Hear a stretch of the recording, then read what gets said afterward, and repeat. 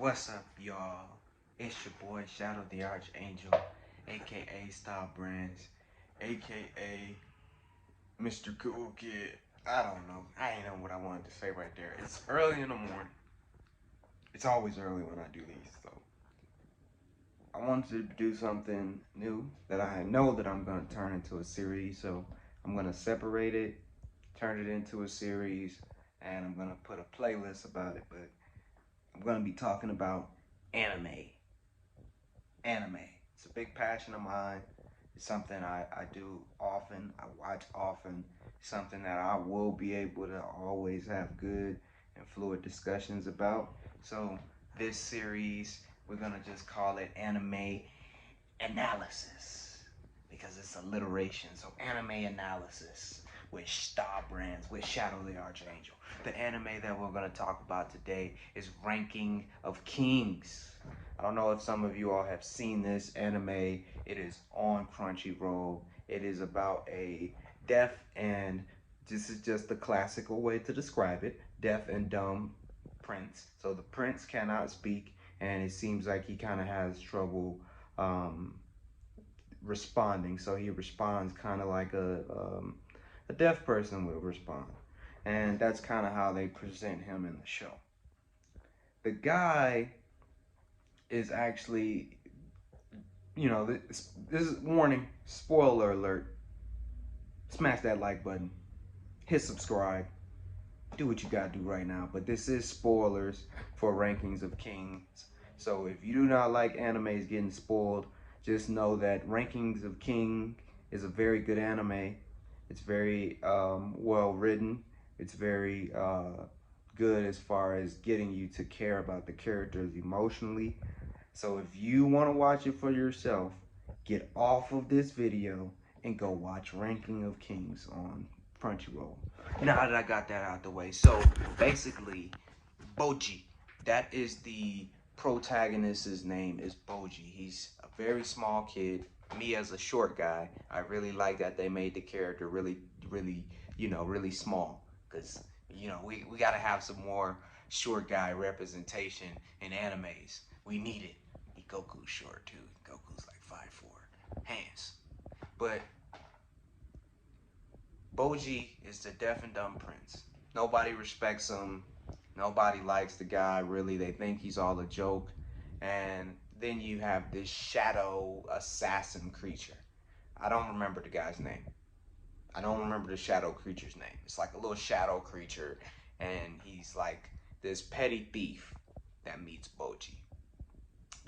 Boji and the shadow creature develop this unlikely friendship because Boji, is this outcasted prince that he has to run off, and the classic archetype, the classic outcast archetype. Like I'm lonely, I have to go by myself, but I still keep my smile on. Believe it.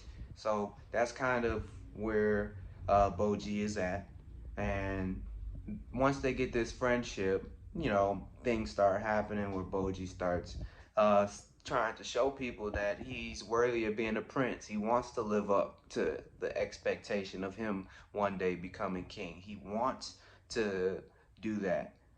All the while, Boji does have a younger brother from his stepmother, because Boji's mother is dead. I forgot to put that in there. Boji's mother is a giant. His father is a giant. Boji's mother is dead at this time, and he has a stepmother.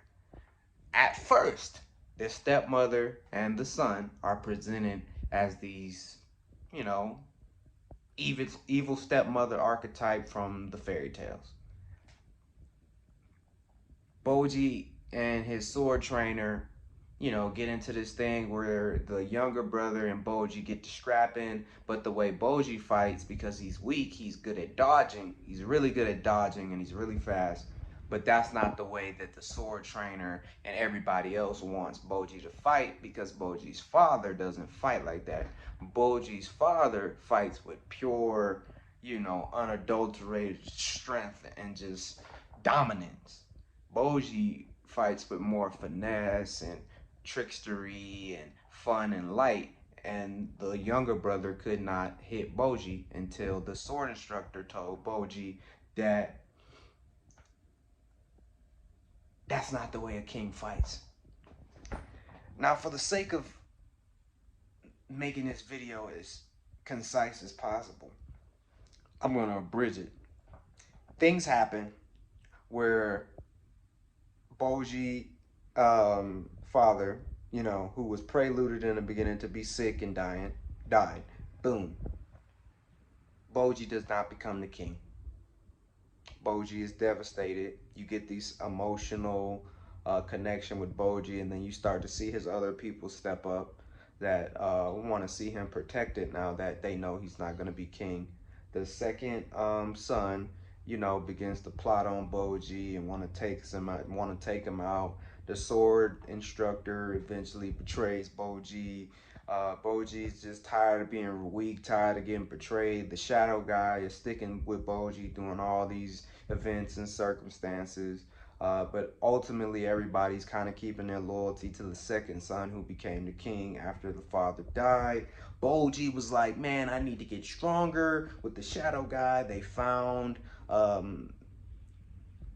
guy that's in this underground kingdom, this underworld kingdom, that the brother of the king of the underworld trained Boji, and Boji found his own style of fighting that was more like pressure point accuracy fighting, because he's fast, but he's not strong, and he'll never be strong.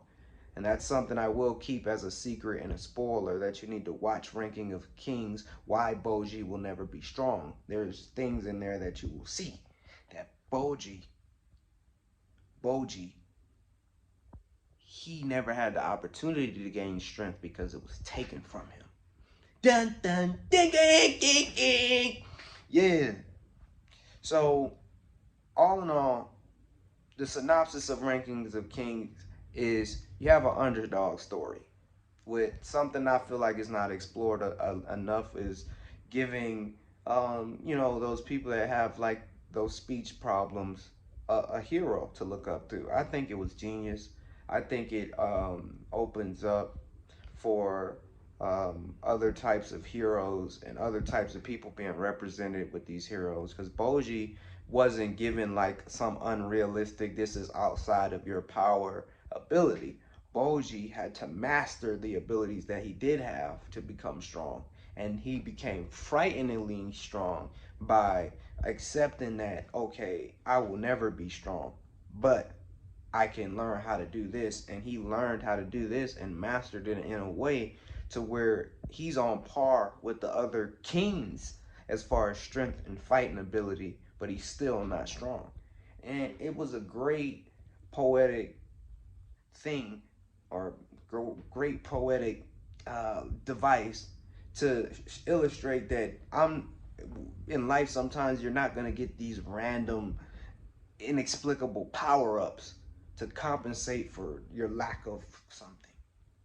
You have to accept that you have that lack and find and tune and hone on your strengths to make your strengths so strong that they cover your weaknesses, or they make up for your weaknesses. And I thought that was a beautiful allegory in the anime. I thought that was very intelligently written, very great with establishing an emotional connection. Very, you know, it stuck to a lot of the archetype norms of anime, but it wasn't afraid to experiment with other concepts. Ranking of Kings is a very good anime. You can find it on Crunchyroll. Go sign up. Go watch that show. That's it for my anime analysis for today. Again, I will start making this a series because I watch a lot of anime, and that is something I will be able to give you a lot of content about. And you know, you can give me some feedback. What do you all think about ranking of Kings, and what do you think about the storyline? What do you think is going to happen next? What do you think about Miranjo? What do you think about Miranjo and her motives? The people that watch the show know who Miranjo is. If you don't know who Miranjo is, I didn't spoil a lot of it, so you still got a lot of surprises. So go watch Rankings of Kings. This has been STAA Brands, coming to you every single day but Saturday until we hit 1,000 subscribers. I'm trying not to mess up. I have not messed up since I started this channel, so make sure you all smash that like button, subscribe. And I'm coming off the top with this every day, and I'm thinking about it the night before so it can feel natural, like a conversation, not like I edited it, not like I just wrote it down and this mechanical thing. It is natural. This is the vibe. This is who we are. We are now gang. Thank you for sharing this time with me, and we out now.